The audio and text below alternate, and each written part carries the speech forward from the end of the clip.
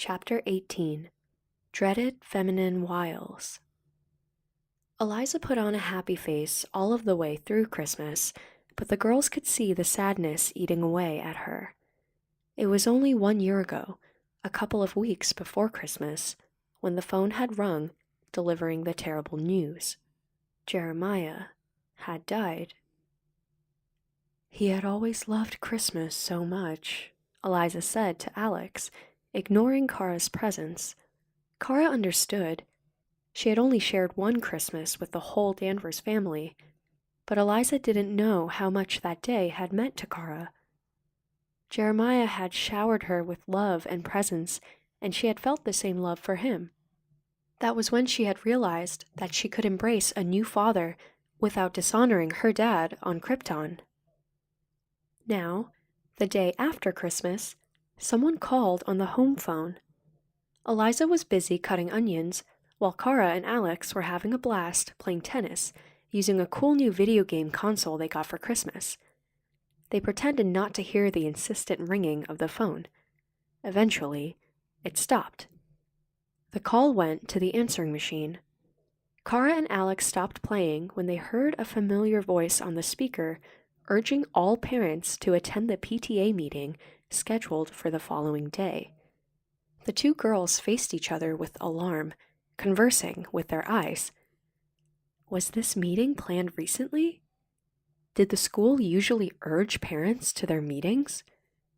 One thing they did not question at all was the topic that would dominate the meeting: the school dress code. The girls were not overly concerned. For one thing, they were having too much fun playing games to worry about what they would be wearing to school next week. Besides, Eliza had never gone to a PTA meeting since she had become a single parent. The meeting was set for 4 p.m., which didn't even give Eliza enough time to finish work, drive home, then race to the meeting. They didn't think Eliza would be motivated enough to shuffle things around and attend. They were wrong.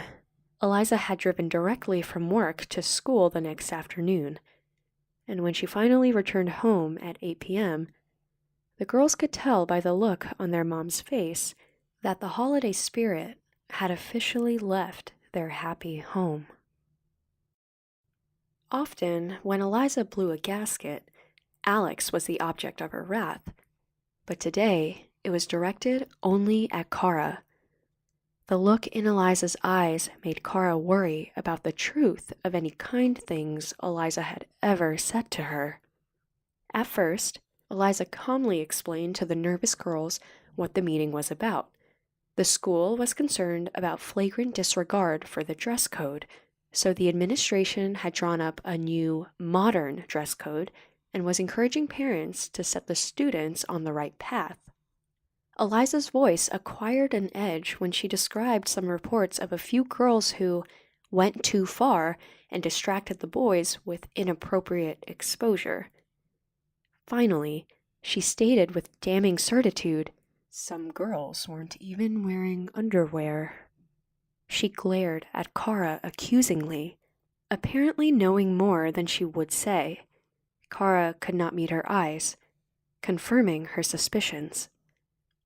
I should have known better than to let you out in those tiny skirts, Eliza fumed. Eliza's words suggested that she was accepting some sort of blame, but her tone laid all the blame on Kara. What did I expect? Of course, you wouldn't dress like that and then pretend to be shy, but I'd hoped that you had some limits and would not try to act like an animal in heat. I don't know if that's how they taught you on Krypton, or if Kryptonians have some kind of slut gene, but something is going to have to change. Kara covered her face and fled into her bedroom. She heard Alex standing up to her mom, matching her mom's anger in defense of her sister, while Kara curled up on the bed and covered herself with a blanket, wanting to disappear. Finally, Alex closed the door and quietly climbed on the bed behind her. There was little for her to say after the unprecedented abuse laid upon Kara by her mother, so she shushed and cooed and whispered, "It's okay. Everything will be all right." Kara shook her head and condemned herself. She tried hard not to cry. but the tears just forced their way out. No, it won't. I'm bad. Maybe I really do have a slut gene or something. Do you think that is real? What is real is that you are the kindest, most loving, most giving person I know, Alex whispered while futilely wiping Kara's tears, spreading the wetness till it was a gloss, lighting up Kara's face. Alex continued, You like sharing yourself a little more than some people will like, but that's not a fault with you. Kara rolled over and faced Alex. But you don't like it either.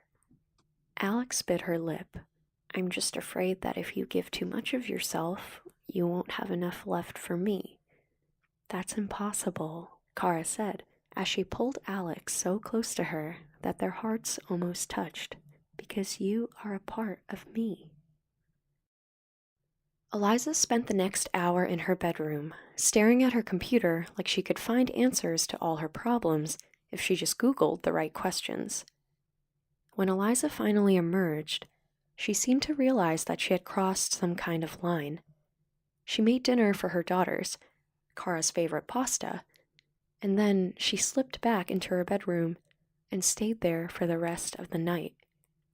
Kara accepted the food. It was so like Eliza that she could recognize her foster mom again. She was not nearly ready to forgive, though, especially not without a real I'm sorry, but that pasta was a nice gesture. The girls carried their dinner into the bedroom, being careful not to spill the runny tomato sauce as they shared the keyboard and mouse when conversing on MySpace. Both girls found they were invited to a newly created group called Next, They'll Make Us Wear Burqas. There were only 13 members so far in the group, but it was growing by the minute, and the Danvers girls added 2 more. The first message was a link to the school's new dress code, followed by the words, FU-CK, this. Then, several more messages mirrored the sentiment. As more members joined, the conversation kicked into gear. Cindy wrote, I've got the coolest mom. She just says the coolest shit. She said that dress codes keep boys socially illiterate, and boys need to learn how to deal with their feelings and not blame everything on girls. Kim wrote, True, dress codes don't teach anyone anything. Cindy wrote, Except how not to take responsibility. Gary wrote, Geez, I hate the dress codes too, but cut the feminist shit and just wear those tight pants already. Cindy wrote, Screw you.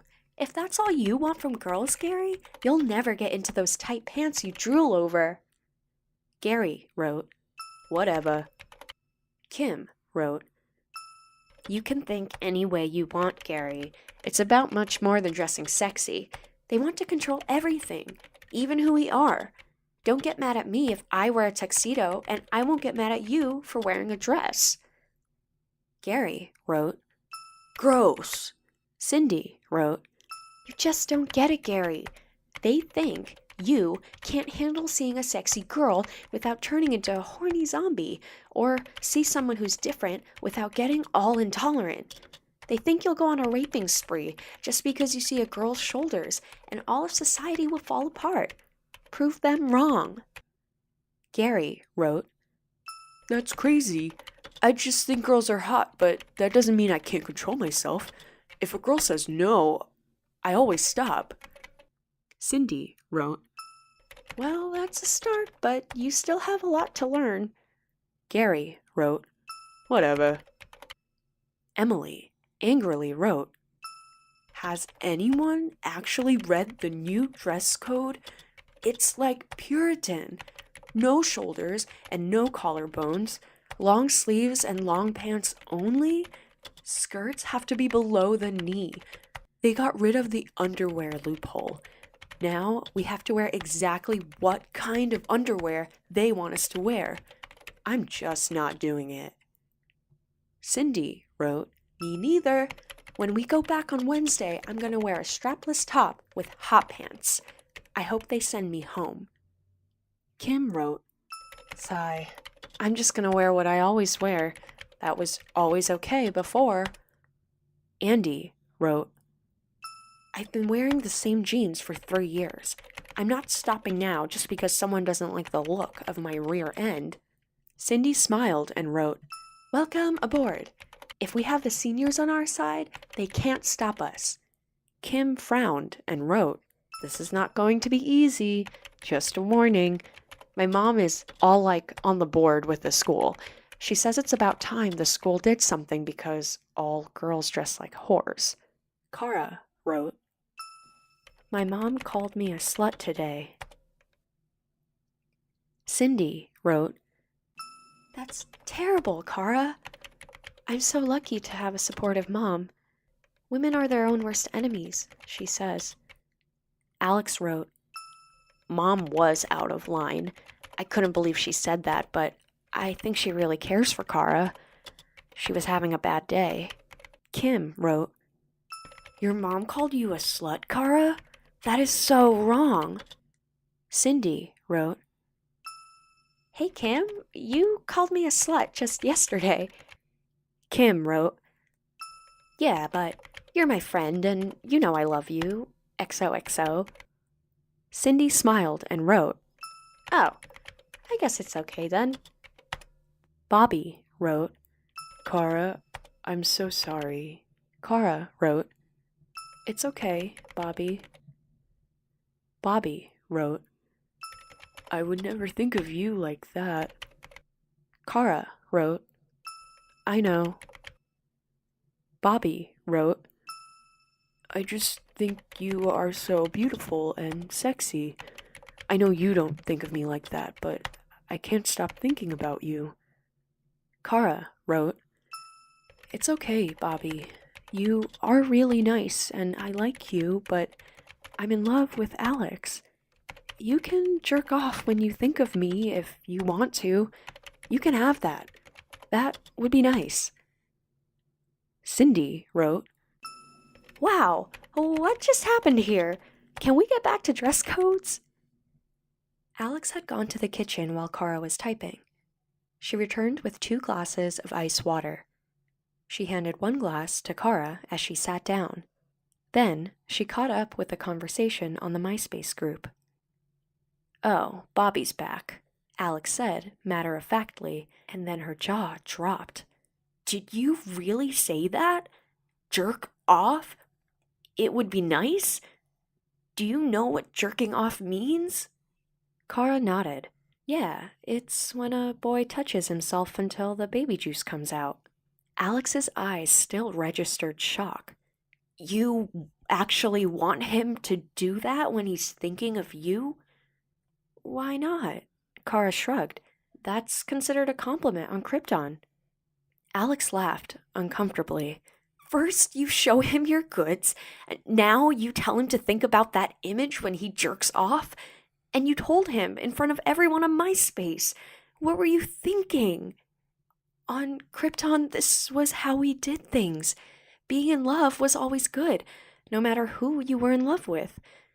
But most of the time, people would fall in love with the wrong person, and when someone we don't love falls in love with us, then we would offer ourselves for their fantasies so they could just get on with their lives." Kara explained accurately, almost translating what she had learned, but now she was shrinking away from Alex's stare. "Do you think that makes me a slut?" No. We just never do that on Earth. We just ignore obsessed boys, and we definitely don't flirt with them. I don't know. Maybe your way is better, because our ways don't work so great." They still had 5 more days of holiday break, so Eliza let the girls sleep in the next day when she headed off to work. The girls spooned under the blankets until the doorbell roused them from their sleep. "What the hell?" Alex complained as she looked at the clock beside the bed. "It's not even 9 o'clock." Kara looked through the wall. "It's Lina." "I thought we were meeting them downtown for lunch," Alex said, as she rolled off the bed and adjusted her pajamas. Kara smiled at the exaggerated way Alex objected to the intrusion. Then she rolled off the bed and followed Alex to the door. "I'm sorry I woke you up," Lina said, even before Alex had opened the door. It's okay, Kara replied. Alex maintained her sour face until she saw that Lina was holding out a cup of coffee for each of them, and then all was forgiven. Lina walked through the door as though she had been invited. Has your mom been gone long? I don't know, Alex replied. Maybe an hour. Why are you here? I want to get some girl time before we catch up with Eric, Lina offered, then got closer to the truth. I saw your comments on MySpace last night. Oh, Kara replied cautiously, bracing for more judgment. I'm sorry, it was stupid. Lina shook her head. Not necessarily. It was interesting. I didn't know what to make of it, so I decided to find out. Did you know that Bobby only lives about 5 blocks from here? I walked by his house just before I came here. Well, it was more like loitering because I did some in-depth spying into his head. Bobby is doing better than I expected. Don't get me wrong, he's still smitten, but he doesn't feel ashamed or angry anymore. He just longs for Kara, jerks off, and then feels at peace. Oh, jeez, Alex complained, rolling her eyes. Do we have to talk about this? Believe me, this is much better than what usually happens, Lina replied.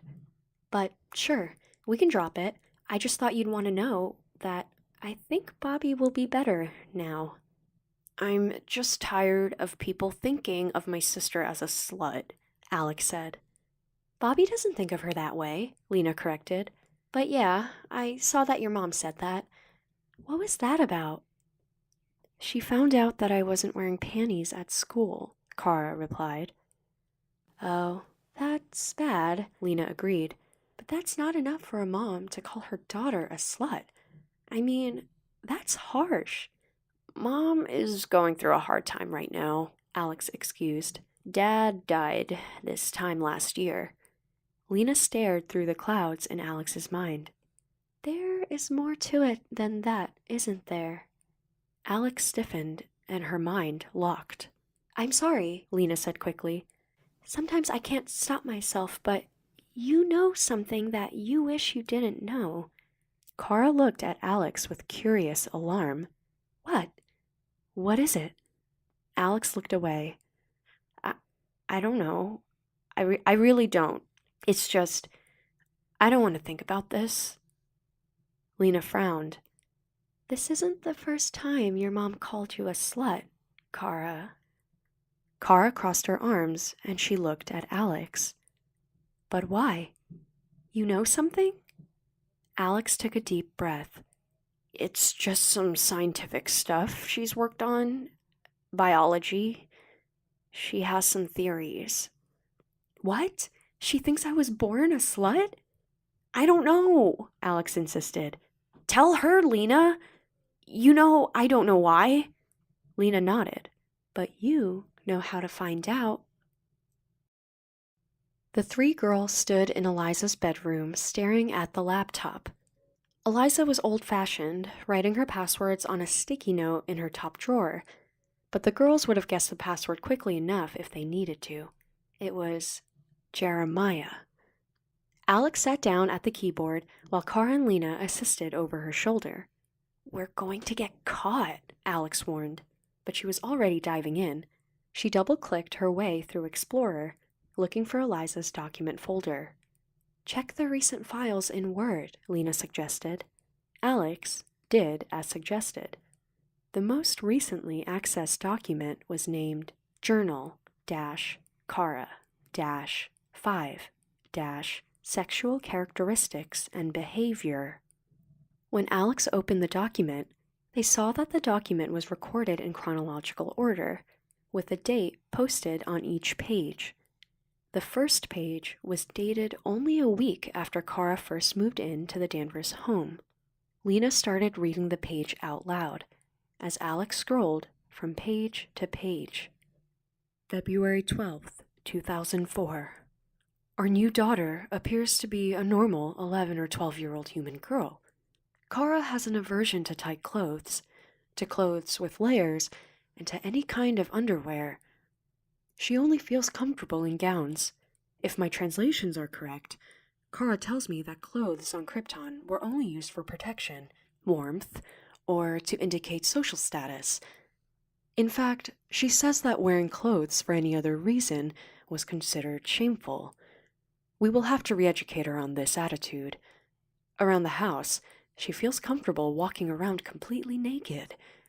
My first thought was that Kryptonians might have a nudist mentality, but Kara does not shy away from sexually suggestive behavior.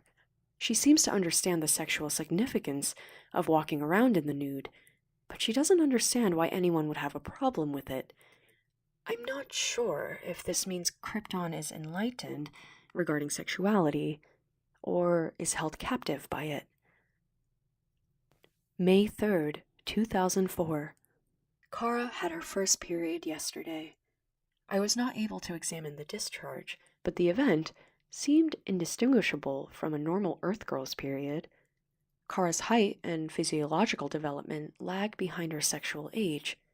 She appears to be significantly underweight, so I will increase her caloric intake until I see improvement. September 15th, 2004. Kara is going through a growth spurt. She has grown 4 inches since she has arrived. Her body is beginning to fill out to an adolescent shape. By all appearances, she's a perfectly healthy 13 or 14-year-old Earth girl, but there are some few notable differences. Usually by this age, girls develop body hair, acne, and body odor. As of yet, Kara is not plagued by these curses. She has developed a subtle, inoffensive scent that our family cat seems to be drawn to. She's also talking more like an American girl, with growing vocabulary and a fading accent. I now feel like I can take her on our normal family activities, and she could fit in without drawing much attention. December 29th, 2004. Kara has grown another inch since September, and her body is filling out nicely. She is expressing interest in sexual topics. Her interest is piqued when anything sexual appears on TV, and she asks a lot of questions about how she should feel about sexual subjects. In that way, she's very much like any other teenager in puberty. She shows little interest in her other, more unique physical attributes. She's picking up on the usual teenaged flirty behaviors, but she hasn't quite figured out how to use them yet. Jeremiah bought her a huge teddy bear for Christmas, and Kara thanked him with a rather flirty kiss. June 1st, 2005. Maybe I am being paranoid. I have noticed an alarming attraction between Jeremiah and Kara. Last week, I caught Jeremiah watching Kara leaning over to pick up a DVD that had fallen on the floor. Then, yesterday, he was ogling at Kara, who had just put on her first bikini and showed it off in front of him. When he saw that I had noticed, he quickly made the innocuous observation that our new daughter was growing up fast. Tonight, Kara was wearing only an oversized t-shirt, which we have been tolerating. She sat very close to Jeremiah as we watched television. Jeremiah's posture indicated that he felt uncomfortable. He did the right thing by playfully scruffling her hair, then leaving the room, but he was clearly stimulated. July 12th, 2005. I can't be objective right now, but I feel like I need to record what happened in detail. Our whole family took a vacation at a beach house to celebrate the 4th of July. The fireworks were a spectacular show, but the vacation went downhill after that. The beach house was very small, so our family spent the entire week nearby. I asked Kara to wear more suitable clothing for the vacation, but even dressed in a loose t-shirt and shorts, she was making Jeremiah anxious. When the girls played on the beach, Jeremiah could not seem to keep his eyes off her. When confronted, he confessed that he was feeling sexually attracted to our stepdaughter. I asked him why, since Kara is barely even developed. Jeremiah had never expressed hebephilic attraction to underage girls before. His attraction to Kara was a mystery to him as well. He didn't think it was a big deal, but I insisted we talk about it. We have compiled a long list of stimuli and theories to explain it. 1. Kara is a fascinating scientific subject, and perhaps that fascination morphed into attraction. 2. Kara has no other men in her life, so she is naturally drawn to him as she develops. 3. Kara's mannerisms are exotic, and she seems to be flirting with him in unfamiliar ways. 4. Her scent has a subtle, perhaps unconscious effect. 5. Her body is unusually warm, which makes her presence even more noticeable in proximity. He claims that he would never act on this attraction. It is simply a biologic response, he says, and he still thinks of Kara as his daughter. I think I believe him. I need to believe him. But even as I do, I'm worried what this means for our relationship and for our future as a family. I've always known this was a possibility when adopting an older daughter. Without the Westermark effect, he is not immune to whatever charms she might have. Whenever we are in bed, I worry he is thinking of our adopted daughter. July 22nd, 2005. I am happy to report that we have made 2 breakthroughs, and I am feeling better about our family. First, we have hired an etiquette tutor to teach Kara appropriate behavior around the house. Kara likes her teacher very much, and is taking the lessons very seriously. She's a fast learner. Second, several experiments have demonstrated that Kara has special pheromones that generate affection in animals. I am hopeful that a neutralizing agent could eliminate any effect this might have on my husband. July 23rd, 2005. Kara's caseworker has informed us that some government agency is snooping around Kara's background, so we have agreed that we need to work harder to identify any areas where Kara might stand out in a public setting. Despite the etiquette lessons and requiring that Kara wash regularly with a strong body wash, Jeremiah still feels some attraction to Kara. He claims to be over it now, but I believe he's only trying to reassure me. I can see it in his eyes. I can only deduce that Kara has some sexual charms or behaviors we have not identified yet. August 20th, 2005. Middle school seemed like the perfect place to teach Kara how to fit in with her peers and create a healthy distance between her and Jeremiah, but Kara was not ready. According to Alex, Kara was in total embarrassment at the school. It was like she forgot everything that she had learned about etiquette. She flirted with both boys and girls. She had no sense of decency. She ate voraciously at lunch. She even flaunted her powers. I'm worried that whoever has been looking for her might come knocking at our door.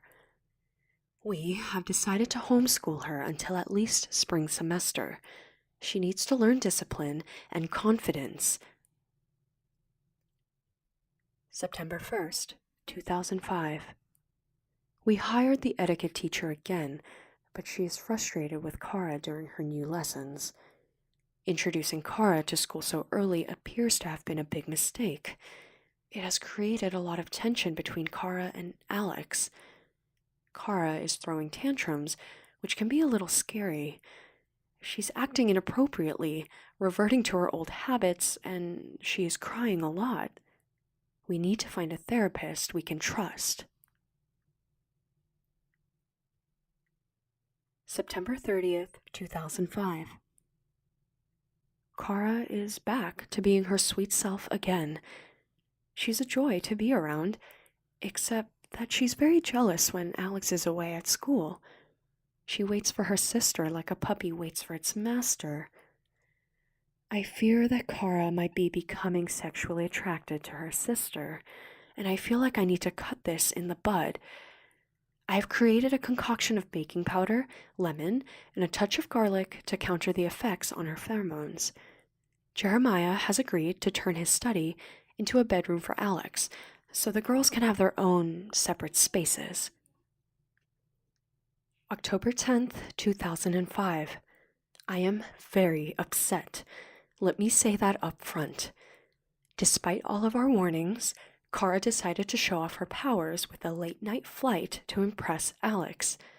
The display caught the attention of a government agency, and now Jeremiah is forced to work for them to protect Kara. This is my fault. I have been too lenient on Kara. February 2nd, 2006. Kara has been wonderful during the past month. I know that we probably would not be in this situation now if not for Kara's adolescent angst. Jeremiah would still be alive. The government wouldn't constantly be harassing us. It's all because Krypton raised their girls to act like sluts. But I can't blame Kara for that. She's as much of a victim as we are. She has been a darling lately. I love her as though she was my own. I feel so confused. August 10th, 2006. It's back to school for Kara. I feel good about her prospects this year. She has matured significantly. She's learned how to be a proper Earth girl. She's shy about her body and seems eager to fit in and wear all the popular clothes and make friends. She's even wearing her perfume, though I know she doesn't like it. She won't attract too much attention, but she has become very pretty, so I'm hopeful she won't have much trouble making friends. October 1st, 2006. Kara has been struggling to make friends. She's doing much better than she was a year ago, but I see the same behaviors rearing their ugly heads. She comes home every day feeling depressed, like she can't do anything right. She hates her body, but she wants to wear shorter skirts and sexier tops anyway. I don't like it, but everyone else is wearing them, she says, so I guess it's okay. She only wants to be accepted. Alex is being worse. It's very confusing. The girls are either inseparable or can't stand the sight of each other, and I never predict which from day to day. November 30th, 2006. It has been a tough year for both girls so far at school. Alex's grades have suffered, and the teachers tell me that Kara is very distracted, but I feel like things are improving. The girls are getting along better. Kara's no longer depressed. She's dressing too provocatively for my liking. I was upset that she went to school without a bra, but Alex told me lots of girls did that. Maybe I'm being too old-fashioned. At least she's taking pride in her appearance again. December 17th, 2006. I don't know what to do. I caught the girls in the act, making out like animals in the hallway. Kara has been disobeying me and refusing to wear the cure for her pheromones. Alex has been lying to me about how she felt about her sister. I can't say that I'm surprised, though. The signs were everywhere. Alex is mostly innocent here. She was captivated by Kara's pheromones, which are much stronger than I had feared. And Alex is willing to help me bring Kara back to the moral path. We need to be forgiving because Kara's never known any other way. December 20th, 2006. The girls are openly defying me. They are determined to share the same bed, and they claim to be in love. I don't know what to do. I know Alex is not homosexual, but I guess she needs to figure this out herself. I have not encountered any situations like this in the literature. Being that one of my daughters is an alien, it's safe to say that we're in uncharted territory. December 27th, 2006. I don't know what to do with Kara. I have just found out that she's been dressing obscenely at school, and she might even have whipped the school up into an immoral frenzy with sexual powers I never imagined she could possess. This is a complete disaster. I'm afraid for Kara most of all, because I don't think she understands what she is doing. God knows I love her even after all this. She will always be my daughter, But if she keeps going down this path, the government will probably take her away from us. Alex tried to move on to the next page, but that was the end. It was a terrible place for Eliza to stop. Kara had listened calmly, but she seemed to have endless tears dripping down her face. She had never felt so full of shame and guilt before. She hates me. Kara choked out the words. No, she doesn't, Alex insisted while reaching out to embrace Kara. Didn't you hear? She just said that she loves you. But she hates everything about me, Kara insisted. Alex hesitated before responding. She just needs to know that we are trying to be normal and not draw attention to ourselves. If we act like normal sisters and not make any waves at school, I know she'll forgive both of us. Lina frowned. It's worse than that. She is afraid of Kara. Kara covered her face, suddenly feeling like a monster. Alex sneered at Lina. You are not helping. We need to fix things. No, you don't, Lina insisted. Kara and Alex stared at Lina in surprise. You didn't do anything wrong, Kara, Lina said. The problems are all in your mom's imagination. This is just like with the dress code at school. What do you mean? Kara asked. The parents and school are terrified because the girls are trying to look beautiful. The adults think that the boys can't handle it, but most boys are handling it fine, and those that are not need to learn how to. And they'll never learn if they just bring in a new dress code, Lina explained. Don't you see? This is just like your mom's reaction to what both of you are doing. You are not the first lesbians in the school, and believe it or not, plenty of girls have flashed friends in school. Maybe not so brazenly, but the kids can handle it. There's no reason for you guys to change who you are. All you have done is be yourself at school, and that's nothing to be ashamed of. And maybe it is even something other people should learn from. But what if the government people find out what we've done? Kara asked. What would they find out? That two stepsisters are in love with each other and one of them doesn't like to wear panties? Maybe Agent Mulder might be able to see aliens behind that scenario, but nobody else will. Kara and Alex chuckled. They were both X-Files fans, and Lina was right. Suddenly, they were no longer sure what their mom was worried about. So, Eliza is wrong? Kara asked, hopefully. Will everything be okay? Reading minds made Lina smart about this stuff. Lina shrugged.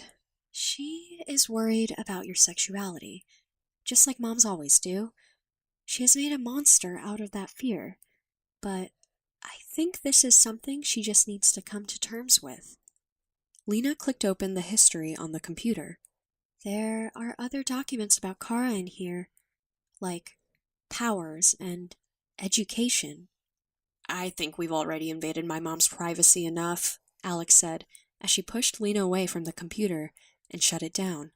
I wish we never even looked at this. Kara nodded in agreement.